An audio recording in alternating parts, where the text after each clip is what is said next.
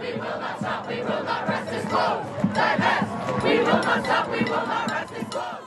When I came home from the spring 2024 semester at San Francisco State University, my Lola was appalled that I participated in the encampment for Palestinian liberation from the Israeli occupation.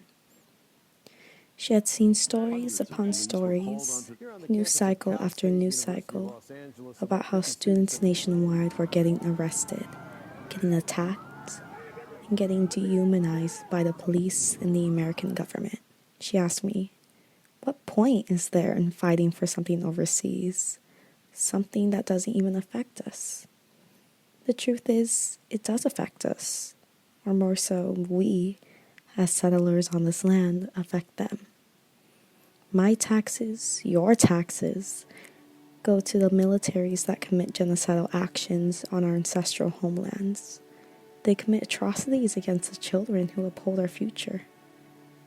Why wouldn't I care?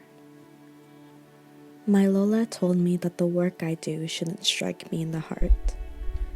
I have been an organizer since I was 18, and I have been discreet about everything I do.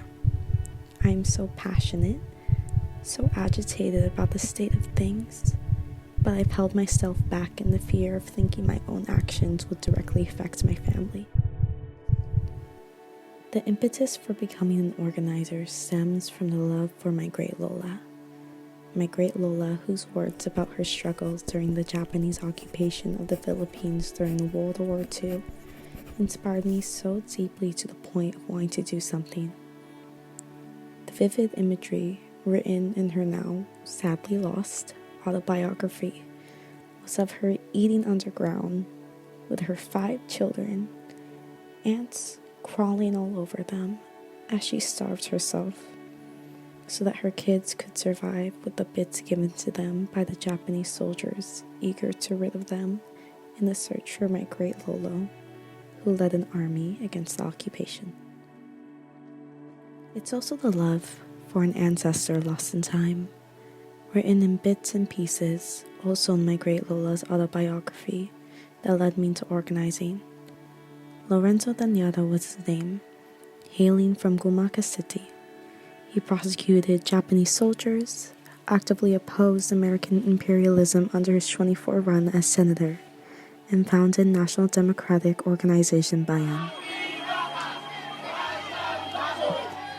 I have no direct connection to him as of current, but I am in awe of what he's done, and take his words from a message of encouragement to the masses amid a fascist dictatorship under Ferdinand Marcos.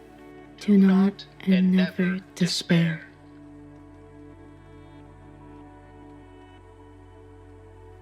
It is for the masses that the despair I had from my Lola's discouragement of me partaking in organizing spaces does not overwhelm me.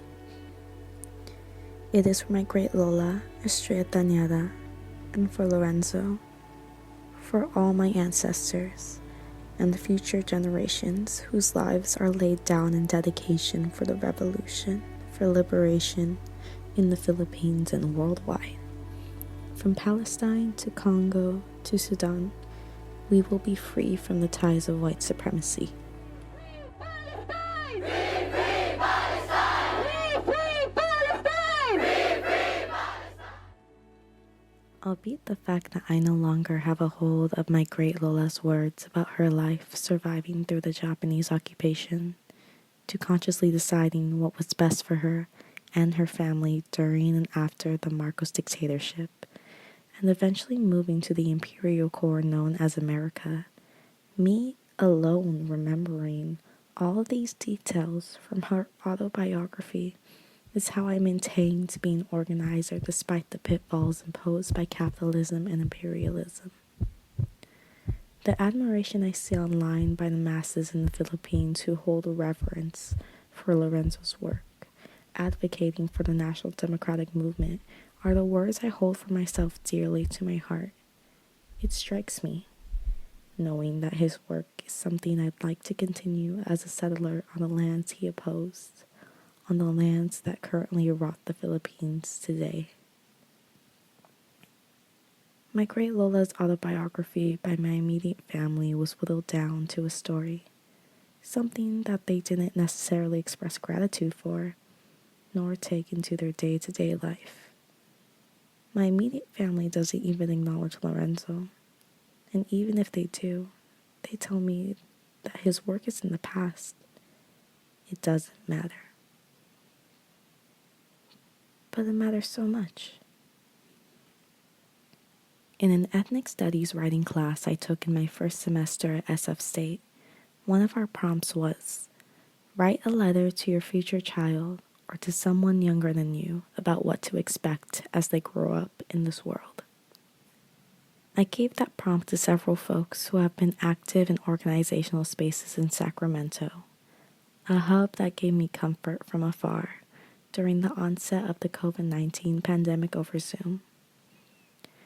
I hope these letters can act as guidance, as future reference towards a future geared in liberation and a life crafted in genuine love and care for years to come. Just as the stories from my great Lola and Lorenzo have kept me going. They're not just stories, but they are words that someone can look back on and remember that we are all in this unified collective fight towards liberation, no matter where we are in life. These words are how we show up, even when we can't physically be there. I had the opportunity to speak with Nell Garcia, someone I met when I was a freshman in college and virtually interned at what was formerly the Carlos Bulasan Center at UC Davis, a space I called home over Zoom. Their upcoming conversation is something that's special. It is a letter of care in itself.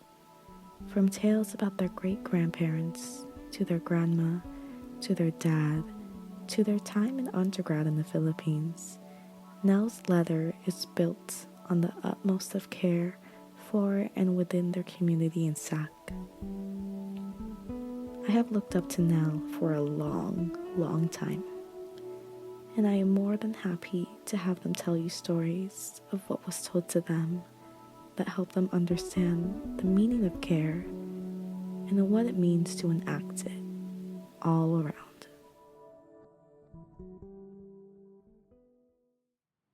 I feel like it's safe to say that my dad's stories about people power, for me, invited me to consider that being Filipino had to do with fighting for what's right for the people, because injustice does abound back home. And what's funny is I credit those stories for really inspiring me. And when I moved back to the Philippines in 2014, because I did a couple years of undergrad there, actually after high school, that was the time when Rodrigo Duterte was elected. The Philippine war on drugs really escalated, and that was also when Duterte had Marcos buried in the Libingan ng mga Bayani. And the days leading up to that burial and the day that he did bury him there, because I remember like they did it so sneakily. They like did it at like 4 or 5 in the morning, and so we had this emergency action outside of the university that I was at. When I heard about that happening, I wasn't just thinking in the moment. I was remembering like, oh, this is what my dad told me about. This is the same dictator that, you know, like fundamentally changed the course of the Philippines, and this is what my parents lived through. Of course I'm gonna get out on the street. And I was this lost, like, I think I was a college sophomore or junior at the time. I was lost. I was just trying to, like, go with the flow and fit in with other Filipinos, because my ass was hella American, okay? And so I went out, and I had this one friend who I think was helping organize the emergency walkout, and I remember finding him. And I was like, there you are, like, can I join you? Can I roll with you? And I remember he was like, oh, good, you're here. And he handed me a megaphone. And he was like, can you just take this megaphone and start, like, chanting? Can you, like, go up and down the street? This is on Katipunan Avenue in Quezon City. It's, like, this long, long street, and we were lining the fence outside the university just all on Katipunan, and I was just like, okay, I guess. So I started walking up and down the street, and that was the first time I ever chant-led. And I remember just being so activated and so, like, convicted and being like, okay, like, I almost felt like I could locate myself in this wider period of time, thinking about what my dad's stories were. And even coming out of my mouth, I do want to say, like, not to minimize what I did, but that was just, like, such a little baby introduction, you know? It's one thing to chant lead. It's one thing to show up at the action and start yelling and getting the crowd hella agitated. It's another thing to be, like, an organizer and roll deep, and that was something that it took me a really long time to learn, and I am still learning. I left the Philippines shortly after that instance. I think, like, the burial of Marcos was in, like, correct me if I'm wrong, January. And I moved away and moved back to California at the end of February. And I took a leave of absence from my studies because of my mental health, and I decided to kind of just, like, go back home, be with my parents, and I got some treatment here in the U.S., but I felt so split even after I decided to stay behind in California, because, like, I was physically here, but mentally I couldn't stop thinking about what was happening back in the Philippines, because for me, like, just the whole experience of being there in Manila, and I do have to say, like, I was relatively safe. I was more or less guaranteed to be safe. I was a upper middle class, return migrant, studying at one of the most elite universities in the Philippines. It would be remiss and inauthentic for me to be like, oh, I feared for my life, you know? But watching this climate of violence unfold in front of me, while I, as a naive and sheltered young American-raised Filipino, was something that, like, to this day, I'm still trying to find words for and make sense out of. I remember, like, during the height, well, I mean, it's still going on, right? But during the height of what I consider to be, like, my awareness and involvement in, you know, like, trying to be aware of what was going on in the drug war, like, I would just constantly see online, on Facebook, and on my social media feeds, it was just pictures of body after body after body. You know, it kind of reminds me right now of, like, you know, what we're seeing coming out of Gaza and Palestine. I couldn't divorce my personal sense of Filipino-ness from what was unfolding around me. Being in the Philippines at that time and watching all of that happen, it made me really try to consider, like, what is our responsibility in the diaspora? And I wasn't aware of, you know, like, the fact that there were Philams organizing against Marcos in the 80s. I didn't know that. I feel like organizing, especially, like, as a middle-class Filipino, is not just, like, a responsibility to our diasporic community, but Filipino Americans in general. We're in such a unique position and location, being in the former colonial power, holding all of the things that happen within our community, like, holding that true, while also understanding that just by virtue of being in the United States, we are complicit in the funding of activist killings, complicit in the very killings that were happening when I was first getting awakened. If I had the language I have now, back then, I think what really I wanted to say was really just the fact that I was like, yo, we are not disconnected from this. The Philippine National Police was responsible for so many of these murders. And our tax dollars as U.S. citizens is what is paying for that, is what is paying for what is happening in Gaza, was paying for so much violence all over the world.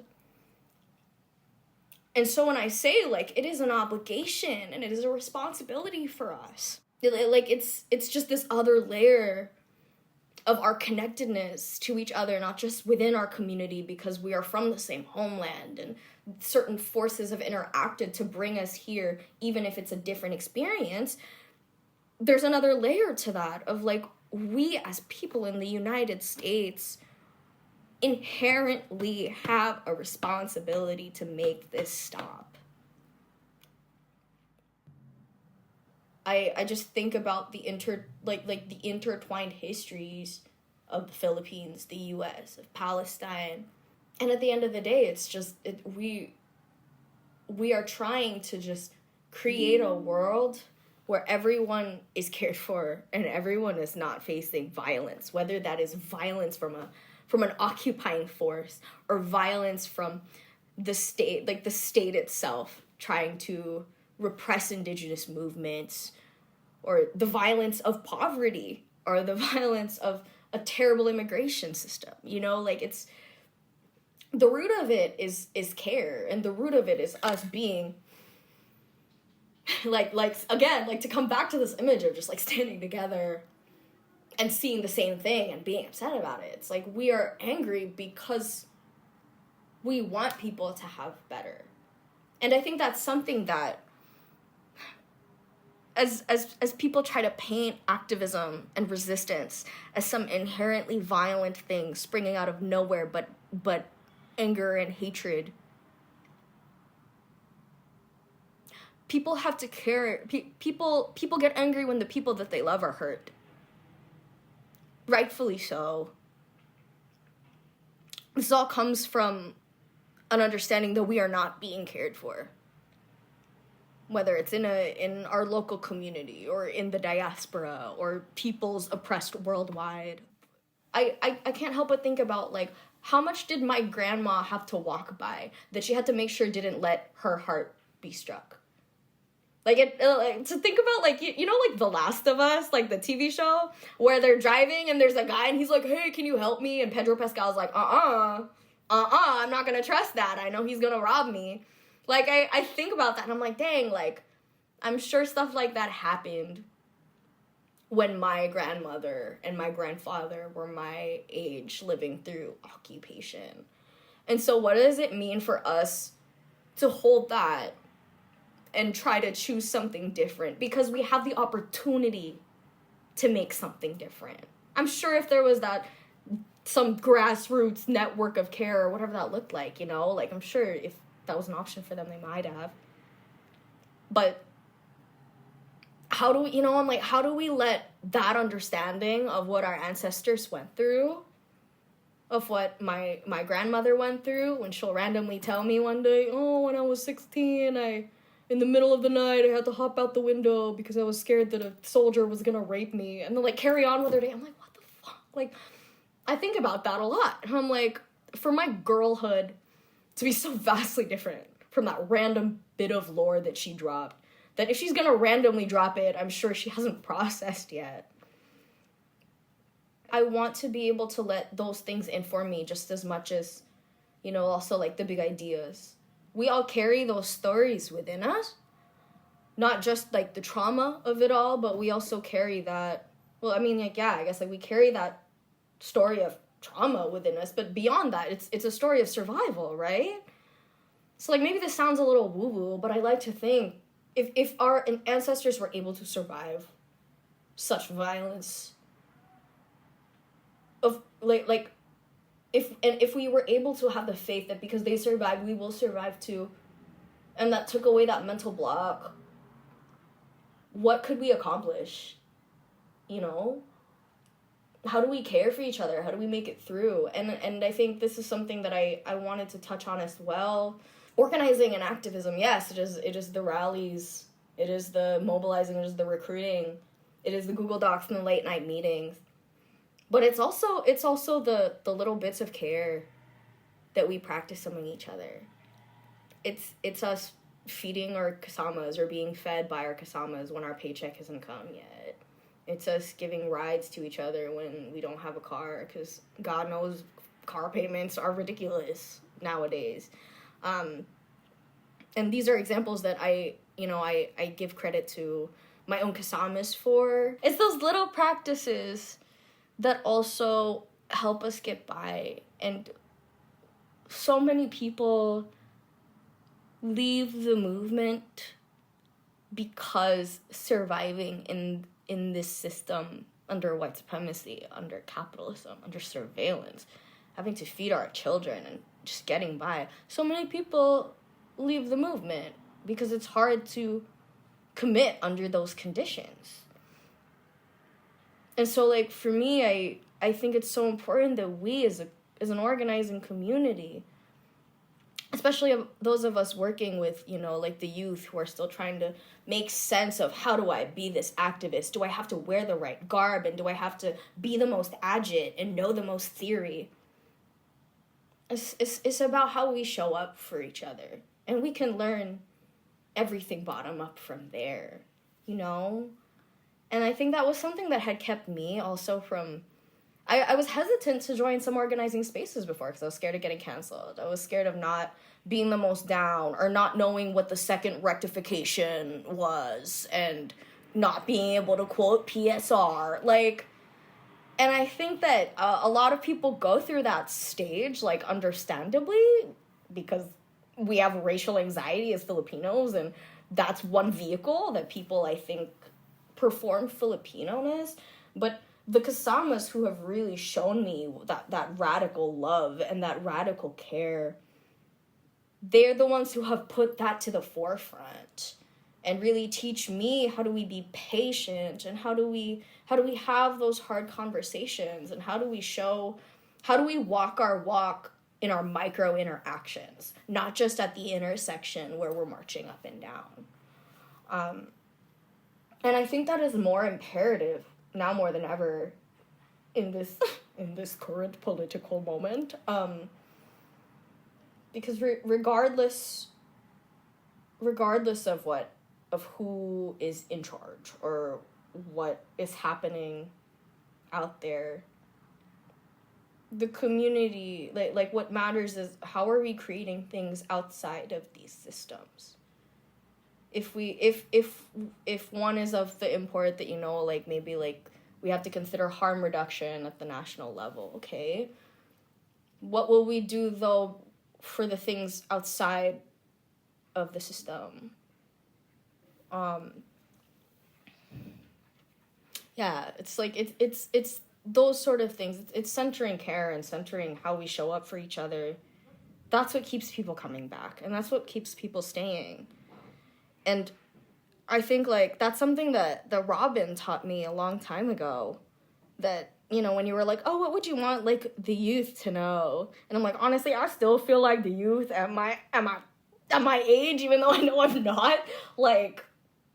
I think if people come into the space already knowing that, what more, how much farther can we go?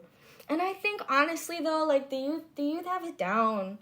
So many of them that I see, online, being so kind to each other and answering each other's questions and, being so supportive. Shit, I didn't have that growing up. And I love that I'm seeing, in my experience, seeing youth take that more organic approach and having patience with each other. And I wonder if that comes from just, knowing your whole life that this world is inevitably gonna change. And that's something that gives me hope, is watching how they move. Because they know they have nothing to lose. So it's I'm honestly I don't know what I'm gonna tell the youth. I want the youth to tell me what to do at this point. You know what I mean? I learned a year ago when I went to the Philippines. I went for my grandmother's funeral, and I went to my auntie's house, and she had a collection of books that my these self-published autobiographies that my great-grandfather wrote. So that's my grandma who had died. It's her dad. He had written an autobiography. And I learned from his writing and also my grandmother's writing, because my grandmother was so dedicated to collecting the stories of people in her hometown and of her family. I learned through those books that my great-grandfather was wrongfully imprisoned during World War II.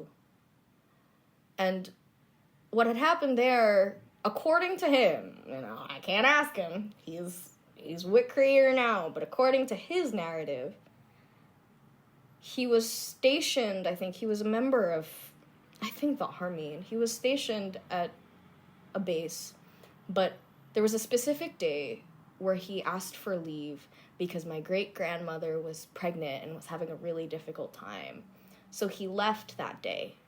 And the day that he was gone, some guerrilla units of the Philippine army who believed that, who believed that the military and the government were not doing enough to protect their specific provinces from the occupation. They broke away, formed guerrilla units, and raided the base that my grandfather was stationed at for weapons.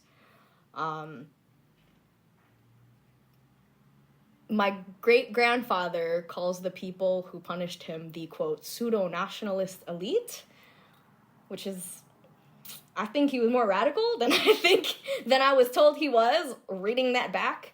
But because they wanted a scapegoat, and I don't know if it was like the military officers or people in government, but whoever was in charge wanted a scapegoat and wanted to have this under control, because the people who had raided were saying, like, yo, y'all don't know how to take care of us. And instead of responding and taking care and taking action, they threw my great-grandfather in jail, even though he was out that day, because they had nothing else to do to show control. I don't know how long he was imprisoned for, but according to what my grandmother wrote and my great-grandfather wrote, every week, his wife and his mother-in-law would show up and tell him stories and listen to him and bring him food. And those are, like, such simple things, But even when I think about, like, my great-great-grandmother, like, his mother-in-law accompanying his wife to support her, to bring, like, what is that like? Like, I can't imagine going through that. And this is a story that I don't even know all of the details of. What more, if you go back bloodlines, what were the things that people did day in, day out to help make it just a little bit less miserable, a little bit easier? Bringing food, coming to just, like, talk, to have a familiar face, braving the soldiers who are harassing you while you're trying to talk to your husband, who shouldn't even be in there, and is in there because of the failure of the elite to really listen to the people. There are big forces at play, but to me, I think about what did my great-great-grandmother cook for him? What are the stories that he told him? And while I don't think I'll ever know that, I think a lot about how those through lines of care and feeding each other, like these basic needs, giving each other company, that is something that is so indispensable, and I hope doesn't get lost as we try to expand and recruit more and build more, because that is so necessary, Fuck. And I think about how my grandmother, like, when she passed away, so many people were talking about how her house was the place where we all could come together and we could all feel community. And they were talking about her cooking and how she loved to tell stories. And I think about her own father, who was cooked for and was kept alive partially through stories and food. It's just like these little connections that I don't have the words for, but you see it.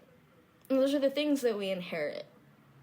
And if we're going to organize for the people, like, how do we bring that to the table? How do we bring our ancestors' practices to the table? It's those little things and the way that we show up for each other and document that.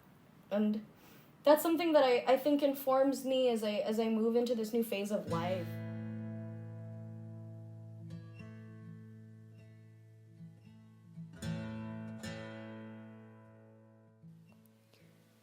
After speaking to Nell, I wanted to rewrite the precursor to this podcast, but I decided not to, out of transparency, to let everyone know how clear my feelings were about my family, about everyone else, before writing this podcast. I felt agitated a lot about the state of things in my life. But that can always change as we progress over time and understand our lessons and understand our own material conditions. My littlest discouragement of me participating in the encampment came from a place of worry. Because in the end, despite her telling me not to let it strike me in the heart, I knew that me caring for the masses struck her in her own heart. She watched people on the streets at the universities where her sister worked at revolutionize against Marcos. She was only stopped by her family participating because they were also worried about her. That alone is a cycle of care put through actions and words that you, me, we can take as our own today. I chose to speak to Yi Tao in this next portion. It was kind to write the letter that encompasses the theme for this podcast, Letters for Liberation. Yi graduated from Sacramento State University in Asian American Studies and is now pursuing her master's at UCLA. When speaking to Yi, their love for the Hmong community and what it means to truly even have a community struck me. It helped me comprehend what liberation looks like for all of us as we join together in the struggle not only to win against capitalism, imperialism, militarism, all of the isms that plague us, but to know one another, how to ultimately care, and how that can liberate us and the future generations to come. I can share a bit about my organizing journey and how it started. I started, I think, at like a really pivotal point of my life when I was transitioning out of a youth and I was becoming a young adult from like 17 to 18. And I joined an organization called Hmong Innovating Politics, and I'm still a part of their organization even now. Simply because I think that being a part of these spaces really keeps me grounded and also just feel like I'm not disconnected overall. I think it was really tough, like transitioning from like the summer of me being 18 to in-person college, because I started college online, and going into an environment where I was surrounded by college students who weren't really in these like political conversations, right? And like didn't want to partake in things that involve social justice or anything around that parameter, right? It was really difficult to like go into that because I'm like, oh dang, how do I navigate these conversations? But I think like leaving that space, it really taught me to like not stereotype and generalize the community that I was trying to uplift as well. Initially I went in and a lot of the contentions I felt was that like, oh, like what does it mean to mobilize and help liberate a community where I also feel disempowered in as like among women, and so like what are the power and social dynamics there, right, that exist. And so I think I was like really entering these spaces with like a black or white mindset about, oh, this is what's right and this is what's wrong. And although I think like to a certain extent there was a lot of things that I think I was rightfully reactionary, but there are different approaches to how we can meet community where they're at. And as I'm like dwelling in different conversations too, I'm now learning that I think oftentimes when we speak of community, we talk about like an imaginary community, and I think the idea of it is always nice, but to actually be a part of change making. It's really tough. It's difficult to like change the hearts and minds of people, especially when everything that surrounds them is these systems of power and oppression, the media that they consume, the conversations that they have, things that are normalized around them. And when I'm introducing these new things, it's really difficult. And so I really had to come to terms with for myself, and also reconcile with the fact that a lot of these conversations too wasn't a reflection of myself per se, but it was a reflection of the larger community. And that's okay. It's okay to like be a part of transformation and growth and change. But that it's gonna come with a lot of layers, and it's gonna be tough. But yeah, but also giving myself like leniency and self-affirmations that when I am like introducing these conversations to different spaces, it's important to be mindful of how people are feeling as well. I think when I'm coming in with the mindset of like, oh, this is what's strictly right and this is what's strictly wrong, it's easy to miss like a blurry line of like what humanizes others. And what I've learned from people is that, you know, when you treat other people like human, they're also more likely to treat you like human as well. And so, yeah, and thankfully I've had like really great mentors in the community org that I worked at who has really taught me to like reframe what radical care, and also like resilience means and looks like. And also that like oftentimes it's not just like, oh, us versus them. Sometimes what collective liberation really means and looks like, and what the word community means, is that, you know, there's gonna be people who don't align with you 100% all the time on everything, but that it's the action of coming together and investing in networks of care and growth, and simply on that basis that we're humans and we're people. Like that's what community should be. Yeah, and that like I'm now learning too that friendships are also differing from community, and that I have different expectations for like those different sorts of relationships. And it's important to like know what a healthy distance is, know what healthy attachment is as well, especially for like community. And yeah, and I think like the danger of like having a very like rose lensed idea of community is that not everyone who comes into these spaces are going to exactly come from the same background as you do. And overall, yeah, I think even in like the conversations that I'm in right now, oftentimes what I feel really frustrated with is like a hyper focus on the identity politics of things, I think at times, which I think really strays us away from this idea of collective liberation, that like, oh, you know, because you have X, Y, and Z privileged identities, therefore I can't resonate with you, which is like, that's true and fair, right? But I also think that excluding people from conversations that are necessary for change also doesn't contribute to the healing and wellness that we need as like an entire community. And community in this sense is like, you know, understanding that liberation is applied to all, and that we're not all liberated if one group is not, right?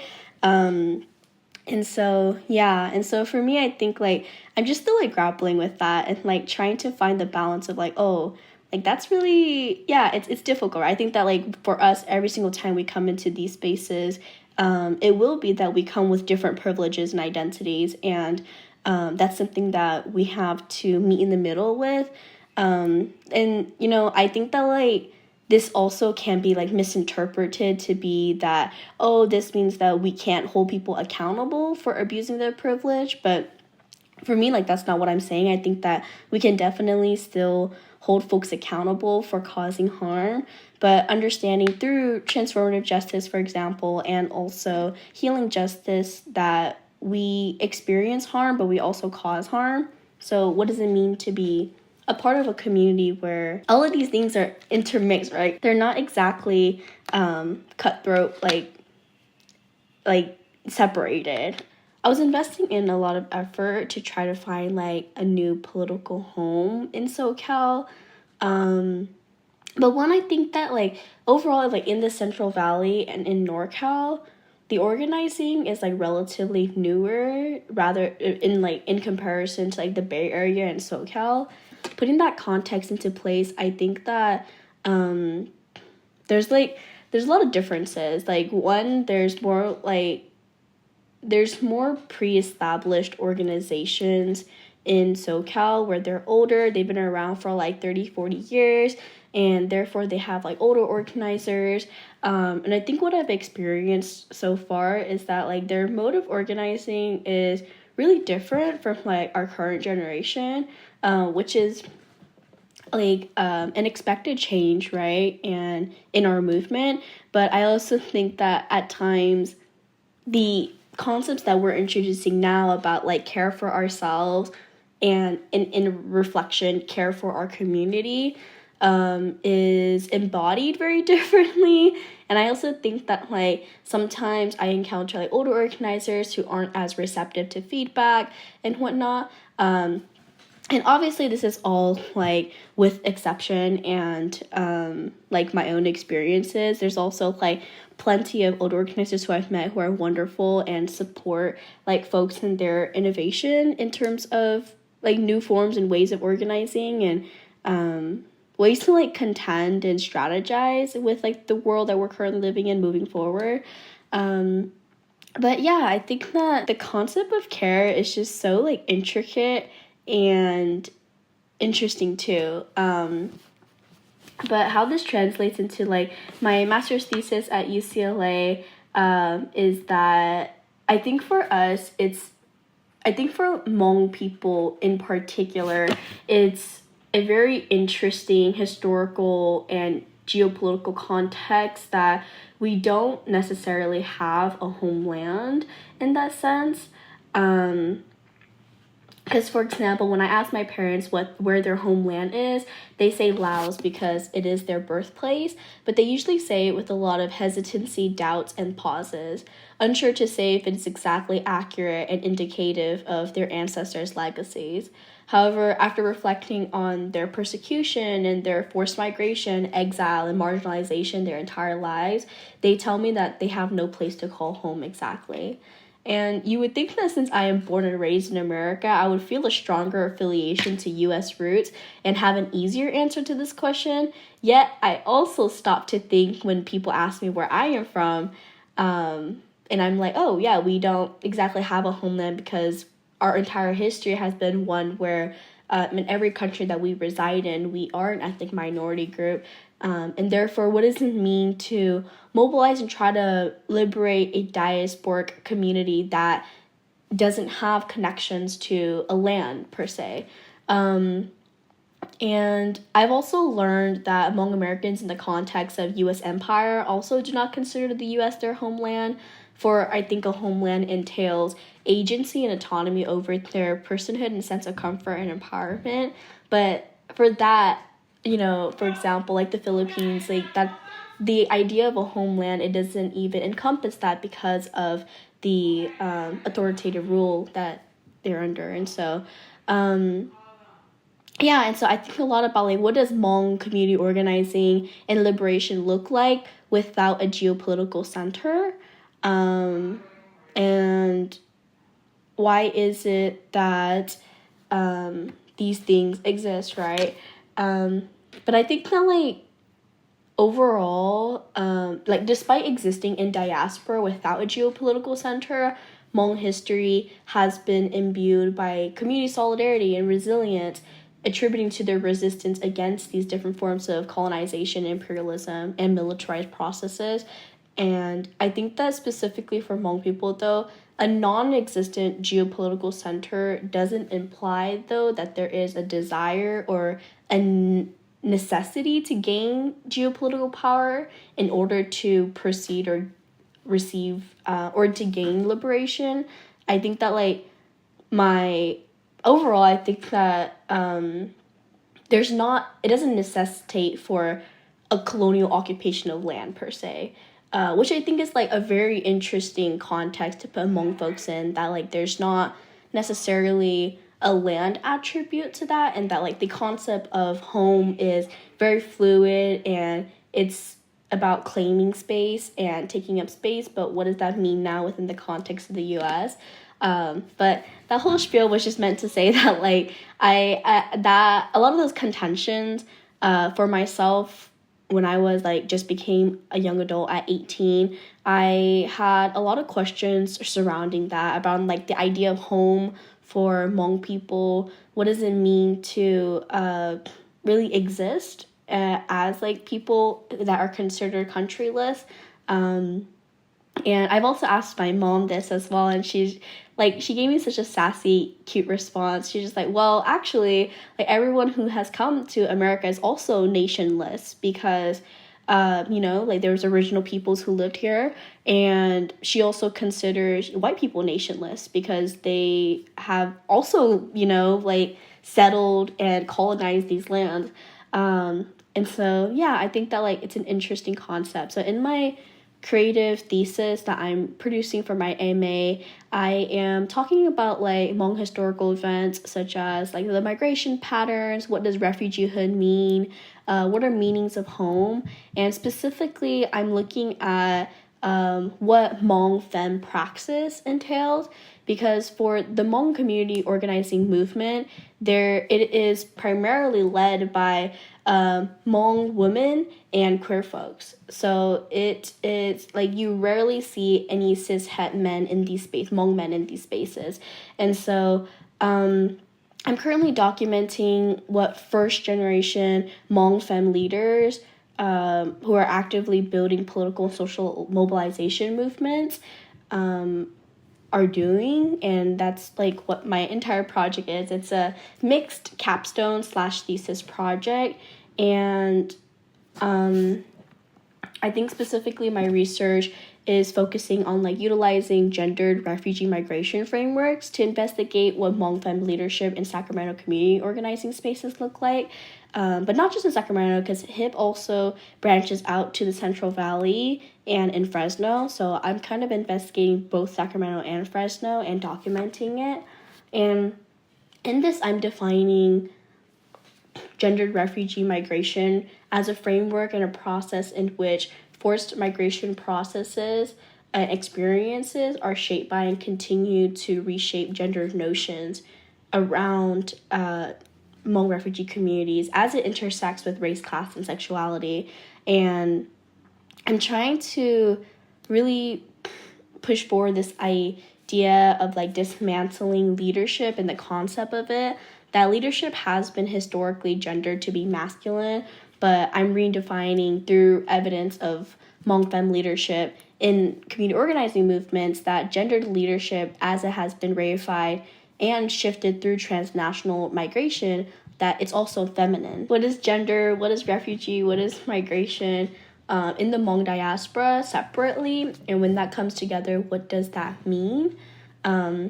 But I also acknowledge in this that like my research analysis of gendered leadership and migration is very limited to a cis-het interpretation of it, as I draw from my own narratives as someone who doesn't identify as queer. And so, but I think that although my research is narrow and focused, the significance of Hmong queer leadership is definitely deeply embedded and felt in Hmong community organizing efforts.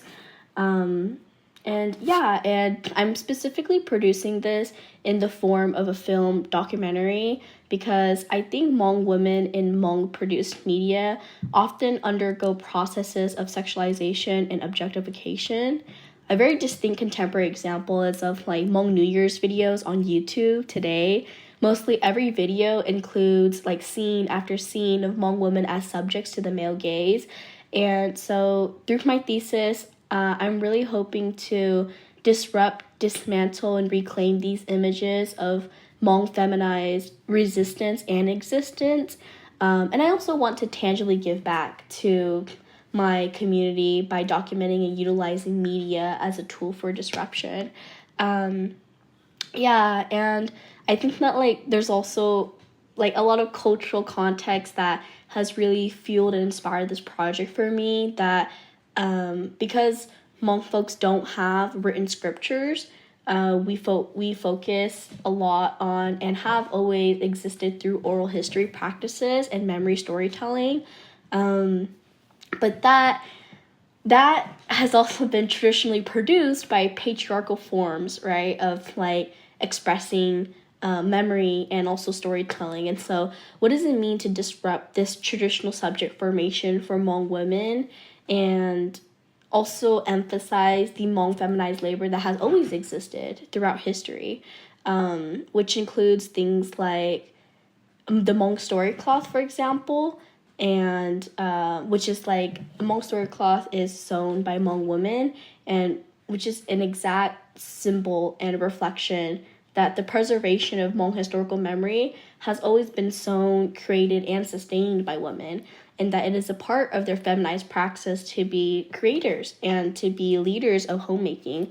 And I also think there's a deceiving connotation around the importance of homemaking that is gendered to be feminized and therefore inherently weak and unresourceful, but that homemaking is something that has proven to be extraordinarily significant to the Hmong diaspora today. So there's a lot of like different things there. I'm like in the process, the beginning part of my research only, and so I don't have like solidified pieces of that yet, and I'm still undergoing the interviews as well. But those are like my pre-existing ideas, and I actually just had a meeting with like my interviewees this afternoon, and it was really nice. I feel really like confident moving forward, just because I think just their narrative standalone already is so powerful, and I think that their experiences leading up to this point has really informed the way in which they shape and create these spaces for community, which I think is like really precious. And I think we think a lot about the future as well. It has been a thought in my head recently about like what does the future generation of organizing look like? And I'm trying to think right now about like the younger Hmong folks who no longer have like a first gen experience of like the refugee migration experience. I'm learning to also reconcile with the fact that like change is supposed to happen with the future generations, and that because we're trying to build better conditions for our younger folks, it makes sense that like their leadership will look different. Yeah, and I'm also like trying to use the word leadership very loosely as well, because I think like I think sometimes there's like power connotations around the word leadership and also being a leader and what that means.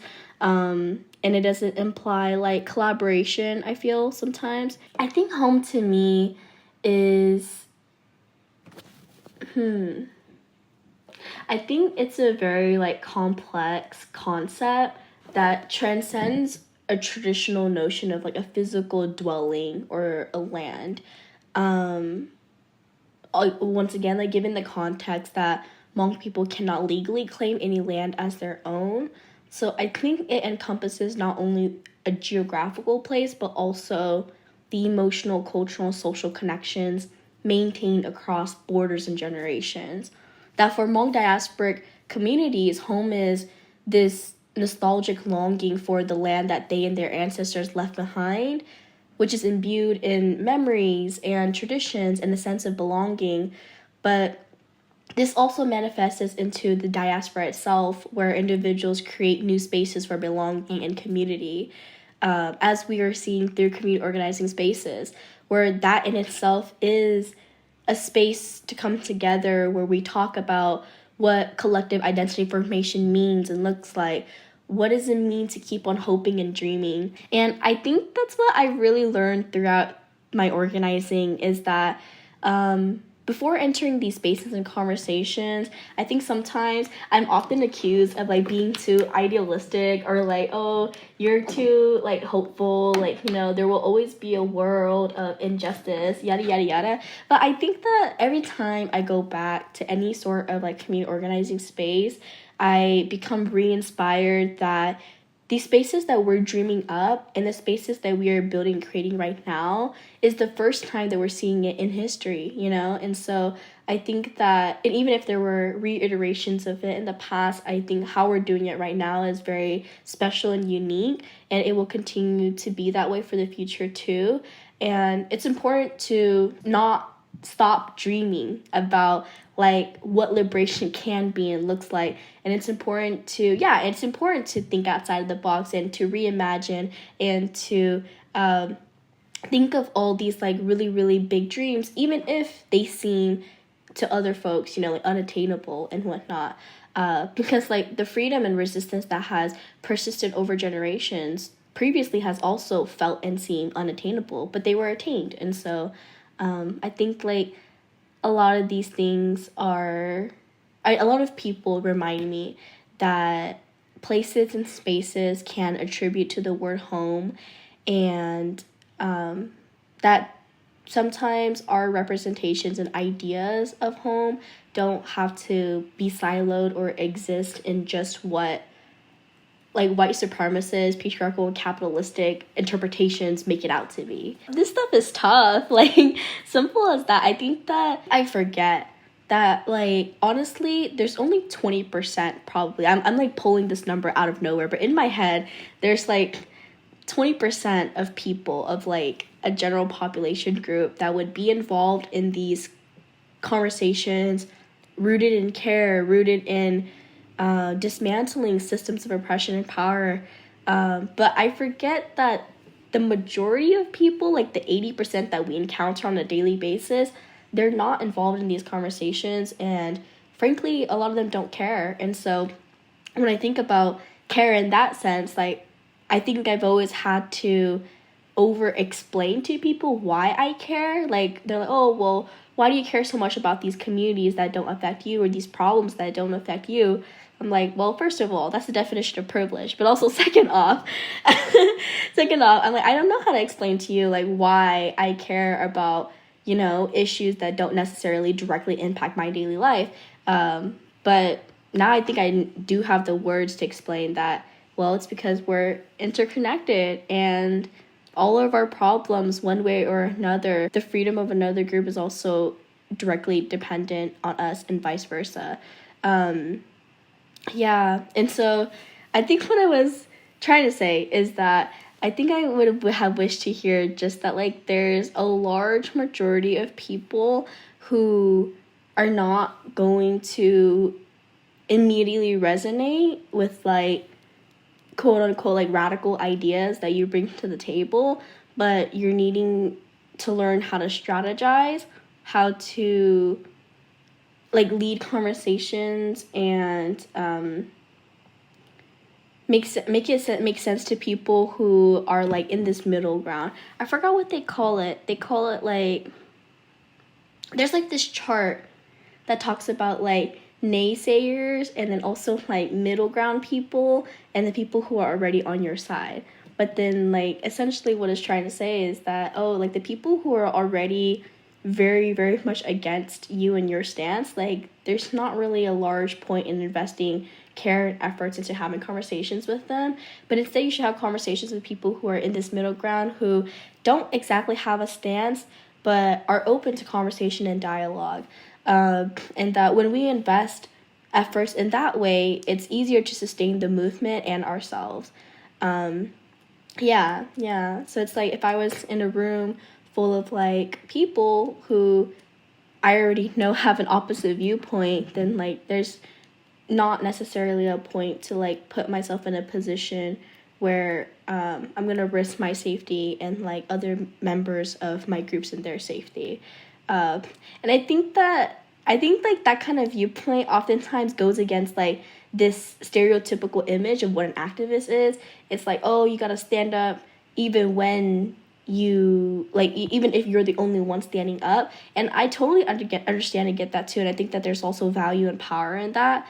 But I think that's like also a difference between like an activist and an organizer, is that like I think multiple folks have shared this too, but I think anyone can be an activist, but to be an organizer and to think about strategizing for a long-term movement, that's a lot more commitment, and also thinking about how critiquing these systems is not enough. Like, we also have to do like the healing and the wellness work afterwards. We have to think about the sustainability of the movement and our people afterwards. But just addressing and critiquing the system in the moment, while it has a lot of power and value, it's not enough to continue this work of liberation. Maybe we have inherited the generational grief of our Hmong ancestors and a legacy of persecution. Maybe we are bound by the feelings of non-belonging and outsiderhood. Maybe we are wrong for coveting the possession of places that cannot belong to us. Maybe it's the feeling of the unfamiliar non-tropical climate, or the way in which we are harvesting life so differently. Maybe it's the internalization of our history's unresponsiveness and silence that is prompting this violence. Or maybe these internal conflicts are externally driven. Maybe home is a boundlessly intangible, abstract, and changing concept. Maybe we need to revisit the strength and resilience of our foremothers and ancestors. Maybe our parents' foreign-born labor was forcibly conceived, and our American-born self misconceived it. Maybe their spiritual designation has brought them to us so they can retell their mythified and intentionally diluted silence and conditions they have been forcibly placed in, and reteach it in a way that is empowering and true to them. Maybe we are a vessel of creation, knowledge, and power. Maybe we are the advent of transformation, rightfully reactionary so, planting the seeds for insurgents, and resewing the clothes that have been outworn but have kept us warm and alive for so long. It is the way oppressors ask us, why are we searching for water when we are surrounded by an ocean? Blind to the truth that this vastness, though ever present, is unquenchable. Its waters salted with the tears of our ancestors, too bitter to heal the wounds that we carry. And I have come to realize that care is more than just mere survival.